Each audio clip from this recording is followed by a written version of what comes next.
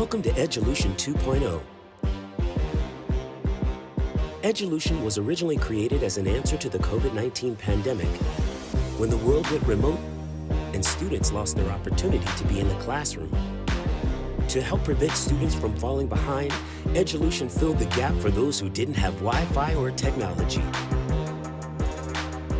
Edulution has supported the community for over 2 years, filling the educational divide through equity and access, ensuring that all students have a fair chance to learn and succeed in life. Our host is Ms. Pia Rosa, a Bronx-born and raised educator with a heart for her community. Let's start the show. Hey friends, just wanted to take a moment to say thank you for your commitment to this program. We hope you enjoy this next episode of Edulution.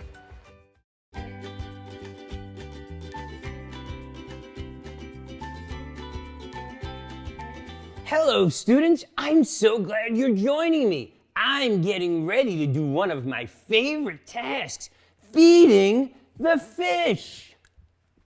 They're always so happy to see me. First, let me get dressed for the job. All ready, let's grab the fish food. Now it's important not to overfeed the fish, so I'm only going to give them a little bit. I love to start my days hanging out with these fish. It feels good to take care of other living things. This is Mr. Speck. He prefers to be by himself. And this is Marvin. He's the biggest fish in the tank. He only swims at night. He's a vegetarian and he really likes cucumbers. I always find it so relaxing to watch the fish swim back and forth. It's my happy place. I have precisely 55 fish and they are pretty small, but I know there are bigger fish in the sea.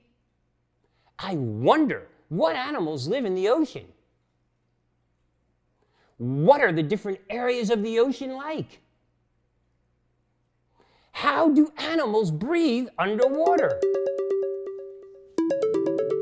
Ahoy, Mr. Ritz. Are you there? I'm here. Why, if it isn't Sammy the shark. It's so great to hear from you. It's been far too long. Yes, well, I'm a little embarrassed. Why is that, Sammy? Well, Mr. Ritz, I'm lost. I was out chasing a school sea bass, and I must have gone a bit farther than I thought. Nothing looks like home. Where are the corals? Why is the water so cold? Sammy, I'd be very happy to help you out. Can you describe what's around you? What do you observe? Oh, right. The water is pretty cloudy, lots of sediment floating around. It doesn't taste as salty as it normally does either. And let's see, that's different. Wood pillars covered in barnacles. Okay, so you see wood pillars covered in barnacles, lots of sediment, and the water is not as salty. I'm going to have to do some research and get back to you. Thanks, Mr. Ritz.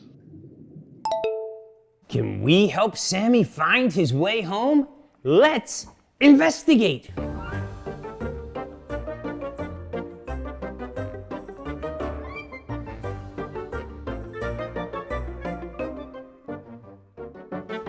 Wait a minute, my cousin Dr. Ritz, the marine biologist, works at the American Museum of Natural History. Let's go pay him a visit. I'll grab my other hat. Let's go! Wow, we made it. Dr. Ritz told me to meet him in the Milstein Family Hall of Ocean Life. Do you think he'll recognize me? Maybe this way.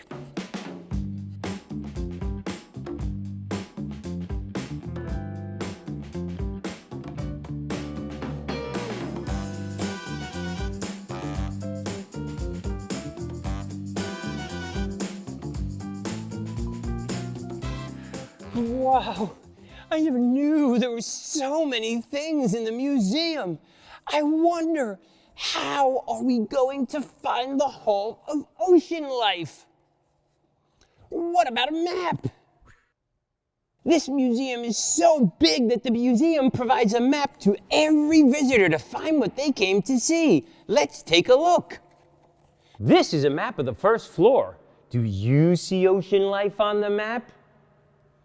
This hall over here, planet Earth? No. North American forests? No. Oh, do you see the big whale? Yes, there it is, the whole of ocean life. Let's go meet my cousin, Dr. Ritz, the marine biologist. We're on the second floor. Let's find our way downstairs. This way, please. Dr. Ritz, are you in here? Wow! Remember that big whale from the map? Now that is a big, big, big blue whale!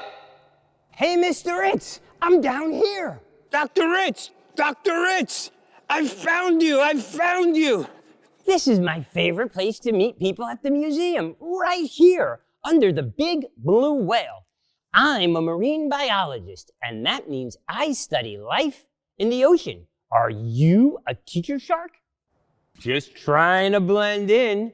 I didn't know there are animals this big in the ocean. Oh, yeah, there are thousands of blue whales like this living in our oceans. They live in the open ocean, a featureless expanse of water far from shore. How long is this blue whale? Blue whales typically grow 70 to 100 feet. Oh, okay. The last time I visited the museum, I saw a titanosaur that was 122 feet long. So I guess the blue whale is not as big. Well, it's not as long, but a titanosaur had a long, thin tail and a long, thin neck. My friend Big Blue here is much more massive and is way heavier than a titanosaur would have ever been. So we could say it's the biggest. Blue whales are the biggest animals to have ever lived on Earth, and they are swimming in our oceans right now. That's amazing. I'd say Big Blue is the length of 1, 2, 3 whole school buses or 1 whole basketball court. I wonder, how do they get so big? By eating the teeniest, tiniest things. Blue whales eat krill, tiny shrimp-like creatures, up to 6 tons of krill a day. That weighs as much as 3 cars. Even though you might be impressed by Big Blue's size, never forget how important the littlest creatures are. That's right. Even though you too might be small, you too are important. What's next, Dr. Ritz? Look at all these creatures that live in the ocean. They're not all fish. That's right. None of these organisms are fish. There are lobsters and octopus and jellyfish. Oh my, I can see that now. So many different sea creatures, so many shapes and colors. And even though they might be different colors, shapes, and sizes, they're all part of the ocean environment. Actually, there are many different environments under the ocean, and even greater variety than on land. Would you like to see a few? We can see different ocean environments right here at the museum. Of course! Part of New York City has this type of underwater environment. It's an estuary, where a river meets the sea. Do you know which river flows past New York City? Yes, the Hudson River. It flows right past New York City where it meets the Atlantic Ocean. This is what the Hudson River looks like under the water? That's right. The fresh water from the river mixes with the salt water of the ocean. The saltiness of the water can change with the tides and seasons. The animals that live in this water are able to tolerate these changes, and that makes them special. So when the ocean's tides come in, salt water flows up the river, and when the tide goes back out, the salt water flows back out. You got it! The daily reversal of flow from the tides can stir up sediments and make the water cloudy. Wait a minute. Our friend Sammy the shark is lost. And he said he saw wood pillars covered in barnacles. The water is cloudy with sediment, and the water is not as salty. Do you know where Sammy is? That's right, Sammy is in an estuary. I can't wait to tell him.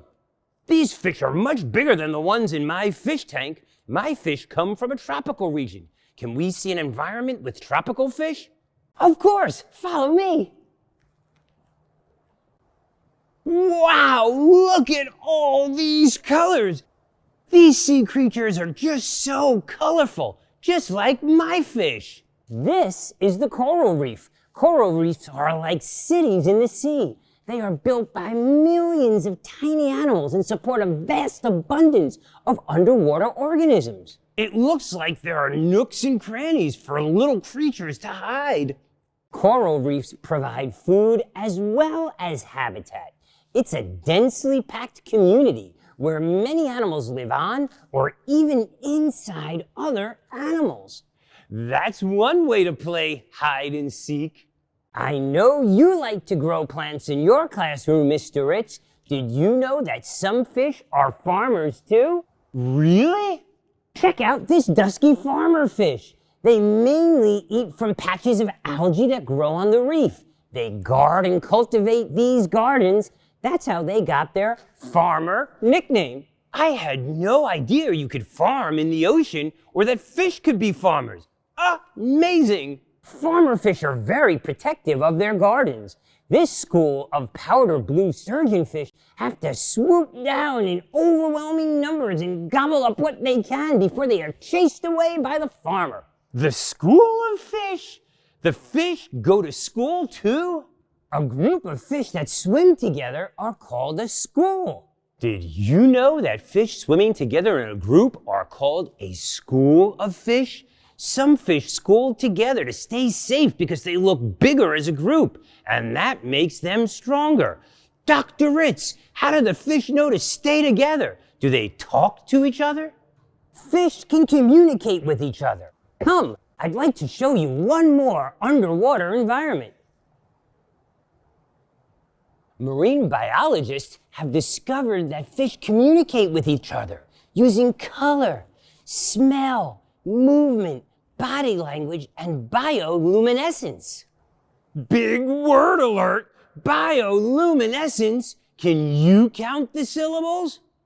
Bi-o-lu-in-e-sense. 6. Even in the deepest parts of the ocean, many marine animals aren't in the dark because they make their own light. They use bioluminescence. Chemicals in their bodies mix together to produce cold light, which doesn't give off any heat. Some of the bioluminescent animals, like the anglerfish, get their glow from tiny microbes that live inside special light organs inside their bodies. That is so cool! I wish I had lights on me to communicate. That's not all, Mr. Ritz. Some fish can even make sounds. Fish communicate with each other, especially in the morning and the evening, with a special collection of sounds that scientists call vocalizing. Different fish have different ways of making sounds, like grunts, chirps, and pops. Can you make a grunt sound? How about a chirp sound? Chirp. And what about a pop? Pop. And some fish fart. Fart. I don't think farting counts as vocalizing, Dr. Ritz.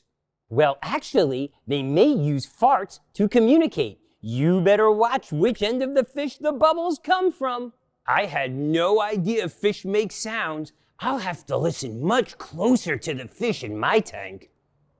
Dr. Ritz, thank you so much for showing us all the different ocean environments today, but I need to get back to my classroom. You're welcome, Mr. Ritz. Come back anytime. There are even more ocean environments to explore.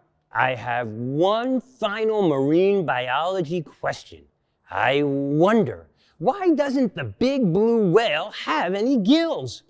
Well, that's because whales are not fish. Whales are mammals, and all mammals have lungs like you and me. They don't breathe underwater. Instead, whales swim up to the surface to breathe air. I wonder, how long can a big whale like that hold its breath? Blue whales usually come up to breathe every 30 minutes, but they can hold a breath in their lungs for up to 90 minutes. That's an hour and a half. Wow, that's a lot of oxygen. You should come visit the Bernard Family Hall of North American Mammals next time. I would love that. I can't wait to see them. See you soon, Big Blue. Bye-bye. Did you know that you can visit ocean life at the museum too? You can go in person or you can even go online. Visit the American Museum of Natural History online at www.amnh.org/explore. Take a virtual tour with Google Street View. Test your knowledge of the natural world on Kahoot or explore Ology, the museum's science website for kids. Welcome back to class, students. I had so much fun exploring the American Museum of Natural History with you today. Let's draw our friend, Big Blue, the blue whale today. For this directed drawing, you'll simply need a piece of paper or something to draw with, a pencil, crayon, or a marker. You may like to use a pencil so you can erase, but I'm going to use a marker so you can see it better. Now remember, Big Blue is gonna swim right across the page. So we'll want to put his head here and his tail right there. So I will start by making his head. I'm going to start with a simple sideways V. The next thing I'll do is add in an eye. And then I'll add in his mouth.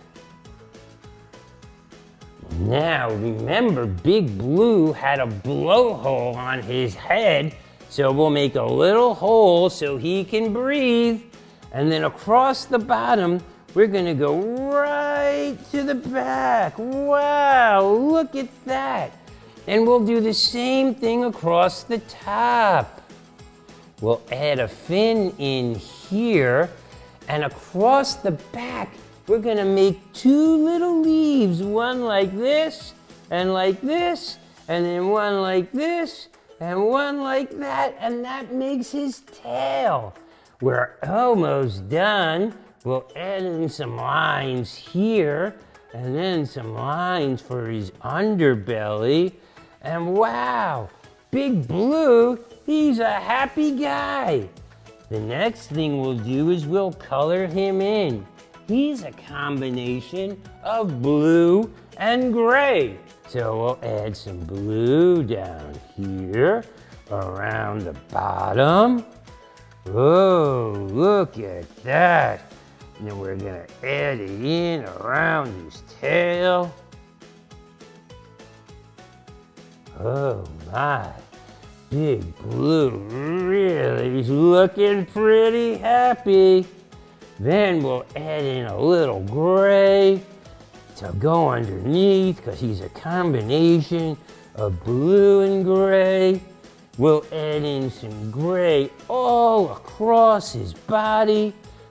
Now remember, mammals have little bits of hair, so we could put some hair.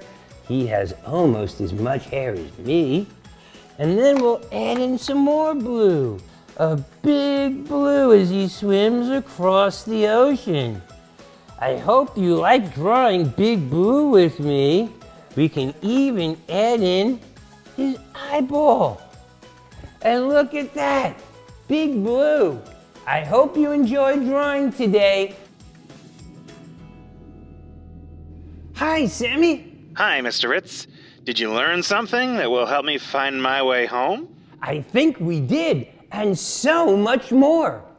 We learned about fish, sea creatures, and ocean environments today.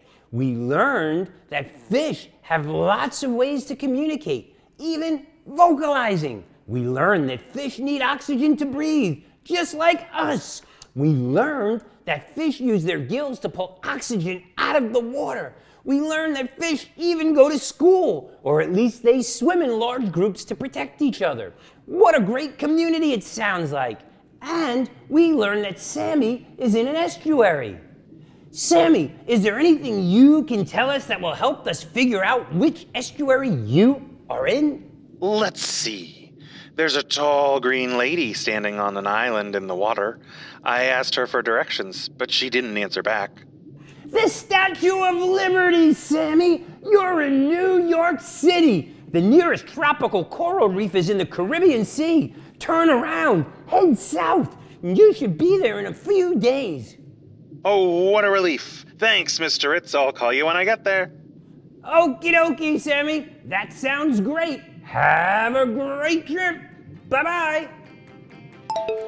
I can't wait to explore with you again, my friends. See you next time. Bye-bye.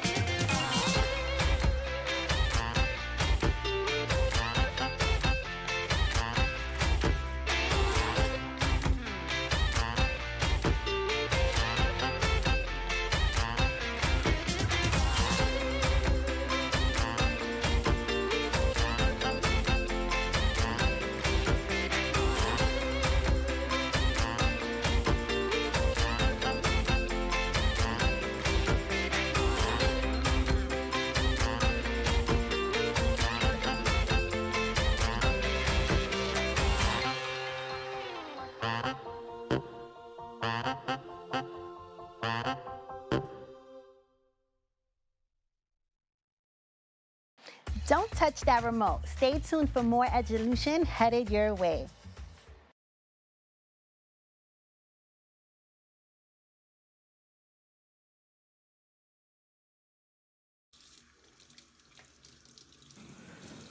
You've been told to wash your hands a lot lately.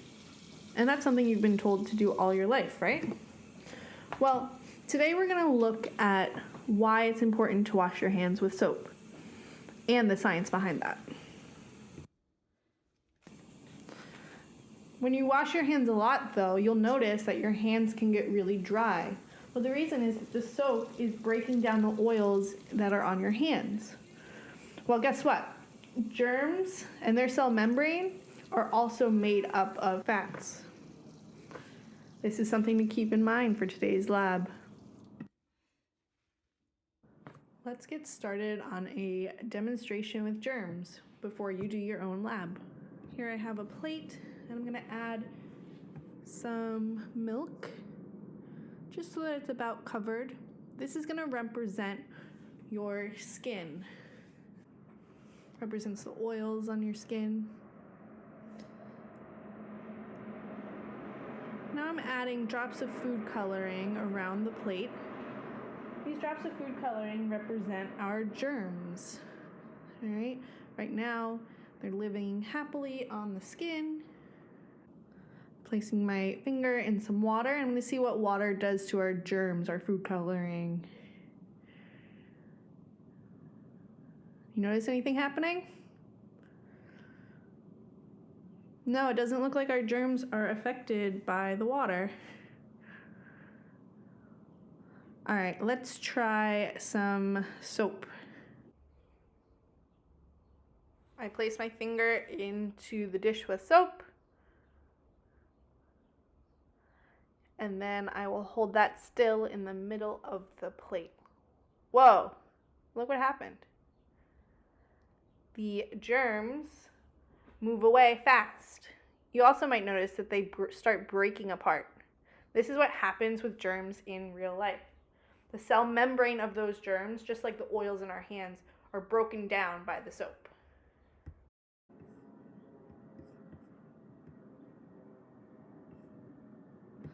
All right, let's get started with what you'll be doing at home if you have these supplies. So you're going to need to find a plate. Ideally, you want to look for a plate that has a rim, a raised edge, instead of one that will have the water spill over.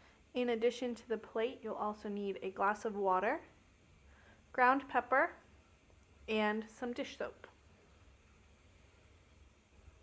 Take the plate, and pour water onto it so that the bottom is covered. Make sure to have paper towels on hand just in case you spill. Then you're going to sprinkle your ground pepper on top of the water.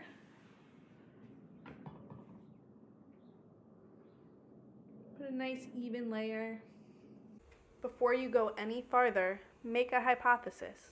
What do you think will happen when you place a finger with water and a finger with dish soap on the plate of pepper? Once you've made your hypothesis, you can test it out. Place a finger in the cup of water and then hold it still in the center of the plate. I'm not going to show it here because you have to do this at home. Then place some soap on your finger. Place this finger in the middle of the plate, holding it still. What happens? Record your observations on your student worksheet. Be sure to check out our website to watch this video again and see even more videos and activities. OmniLearnSTEM.com. Hope to see you there.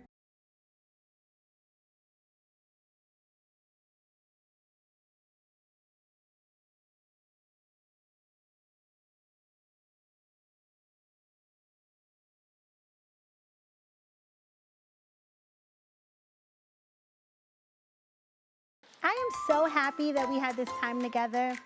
Unfortunately, friends, we have come to the end of our show. Take care and stay safe.